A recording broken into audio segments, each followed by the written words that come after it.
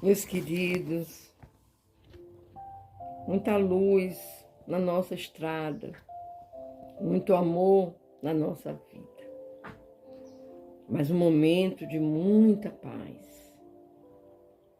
Que possamos, neste momento, nos colocarmos em uma posição agradável, para que ouçamos a leitura do Livro dos Médiuns e para que também façamos a nossa oração. Vocês podem fazer também a oração de vocês, certo? Peguemos a nossa água para que possa ser fluidificada e vamos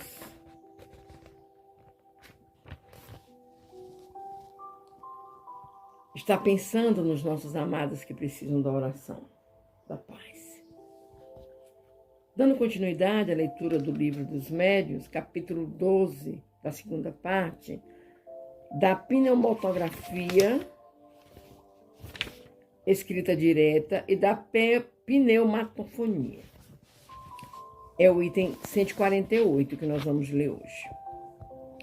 A escrita direta se obtém como, em geral, a maior parte das manifestações espíritas não espontâneas. Por meio da concentração, da prece e da evocação, tem-se produzido em igrejas, sobre túmulos, no sopé de estátuas ou imagens de personagens evocadas. Evidente, porém, é que o local nenhuma outra influência exerce, além da de facultar maior recolhimento espiritual e maior concentração dos pensamentos. Porquanto, provado está que o fenômeno se obtém igualmente sem esses acessórios e nos lugares mais comuns. Sobre esses acessórios e nos lugares mais comuns, sobre um simples móvel caseiro, desde que os que desejam obtê-lo se achem nas devidas condições morais e que entre esses se encontre quem possua a necessária faculdade mediúnica. Julgou-se a princípio ser preciso colocar-se aqui ou ali um lápis com o papel. O fato, então, podia, até certo ponto, explicar-se. É sabido que os espíritos produzem o movimento e a deslocação dos objetos, que algumas vezes os tomam e atiram longe. Bem podiam, pois, tomar também do lápis e servir-se dele para traçar letras, visto que o impulsionam, utilizando-se da mão do médium, de uma prancheta e etc. Podiam, do mesmo modo, impulsioná-lo diretamente.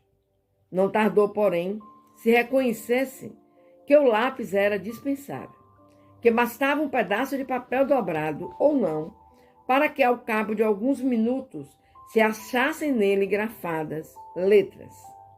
Aqui, já o fenômeno muda completamente de aspecto e nos transporta a uma ordem inteiramente nova de coisas.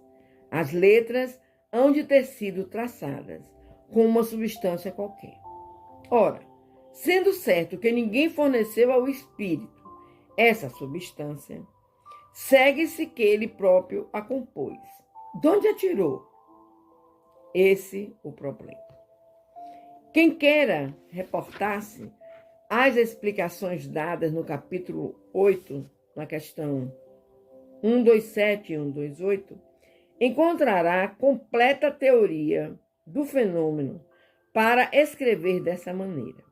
O espírito não se serve das nossas substâncias, nem dos instrumentos de que amista, tirando para isso os materiais precisos do elemento primitivo universal, que pela ação da sua vontade sofre as modificações necessárias, a produção do efeito desejado.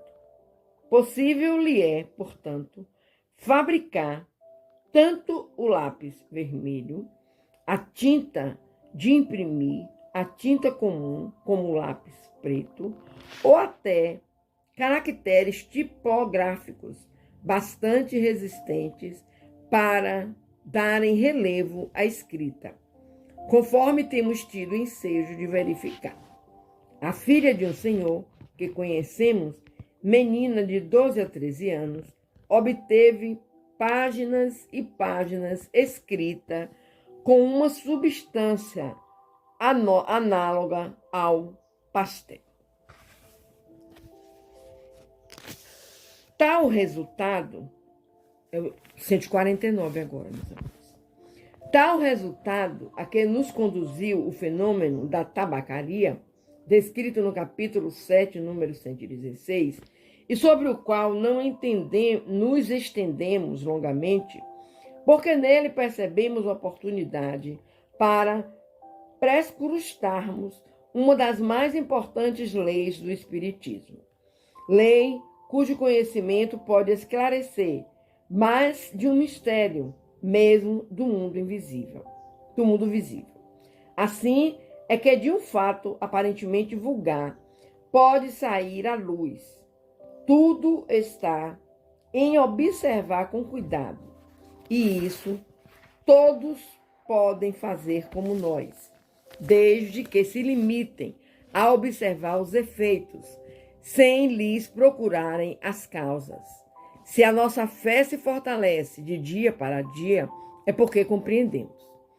Tratai, pois, de compreender, se quiserdes fazer prosélitos sérios. Ainda outro resultado decorre da compreensão das causas, o de deixar riscada uma linha divisória entre a verdade e a superstição. Considerando a escrita direta do ponto de vista das vantagens que possa oferecer, diremos que até o presente, sua principal utilidade ha consistido na comprovação material de um fato sério. A intervenção de um poder oculto, que nesse fenômeno tem mais um meio de se manifestar. Todavia, raramente são extensas as comunicações que por essa forma se obtém. Em geral, espontâneas, elas se reduzem a algumas palavras ou proposições, e às vezes a sinais ininteligíveis. Tem sido dada em todas as línguas, em grego, em latim, em sírio, em caracteres hieroglíficos e etc.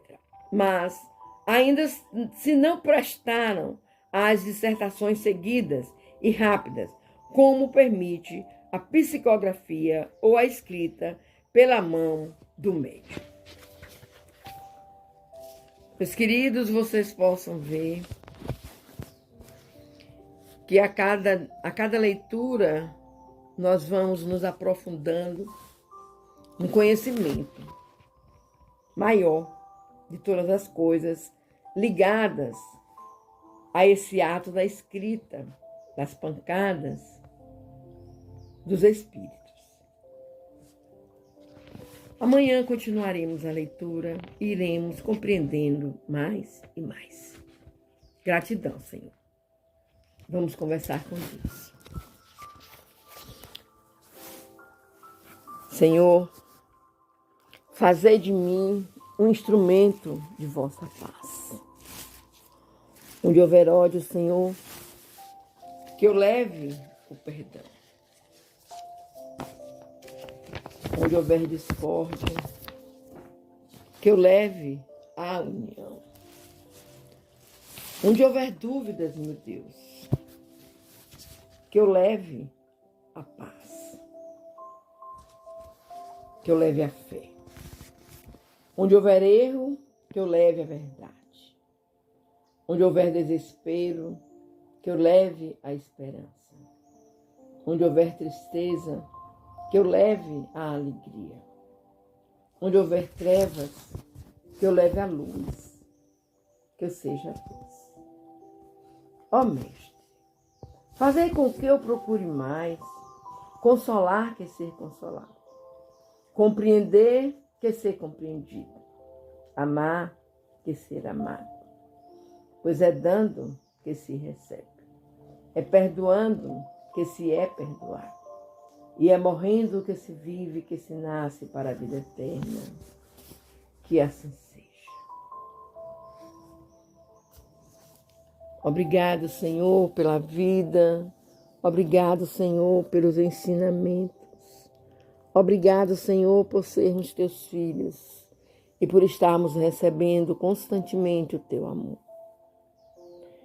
Te pedimos, Pai, um cuidado maior com os nossos irmãos que sofrem do corpo físico e espiritual. Ajuda-os, Pai, no entendimento, na cura, pois sabemos o quanto eles sofrem e muitas vezes costumam se perguntar por quê. Tu sabes, Senhor. Por isso te pedimos clemência e misericórdia. Te pedimos misericórdia pela humanidade, por todos esses países onde existe a guerra, a fome, a miséria, o não trabalho dos governantes. Alivia, Senhor, as nossas dores mundanas. Que nossa Mãe Maria possa estar em cada lar, em cada cantinho desse lar, levando o teu amor, a tua palavra, o teu aconchego, cobrindo esse lar com o teu manto sagrado. Te pedimos pelos nossos irmãos que usam os vícios, Senhor. Cada dia a gente vê mais casos e casos e casos, Senhor, de jovens, de adultos, que resolvem adentrar nesse mundo escuro, que eles nem sabem o que tem do outro lado, Pai. Em casa eles têm uma família, mas lá fora eles não têm, Pai. É um lado escuro. Por isso te clamamos, tem de misericórdia. Que a espiritualidade amiga possa estar trabalhando esses irmãozinhos, Senhor. E que eles consigam retornar a seus lares, refeitos, reorganizados. Que eles te busquem, que eles busquem a Jesus. Gratidão, meu Deus. Vamos agora, meus queridos, fechar os nossos olhos. Vamos fazer a oração que Jesus nos ensinou para conversarmos com o Pai. Pedindo a espiritualidade amiga que venha colocar em nossas águas o remédio necessário à nossa paz, à nossa saúde física e espiritual. E vamos sentir o abraço gostoso de Jesus Cristo ao fazermos a oração. Pai nosso que estás nos céus, santificado seja o teu nome, Senhor. Venha a nós o teu reino de amor. Seja feita a tua vontade, assim na terra como nos céus. O pão nosso de cada dia nos dai hoje e sempre. Perdoa, Pai querido, as nossas ofensas, assim como nós perdoamos a quem nos tenha ofendido. Não nos deixeis cair em novas perturbações, mas livra-nos, Senhor, de todo mal. Pois teu é o poder, o reino, a honra e a glória, hoje, agora e sempre. Graças a Deus, Senhor.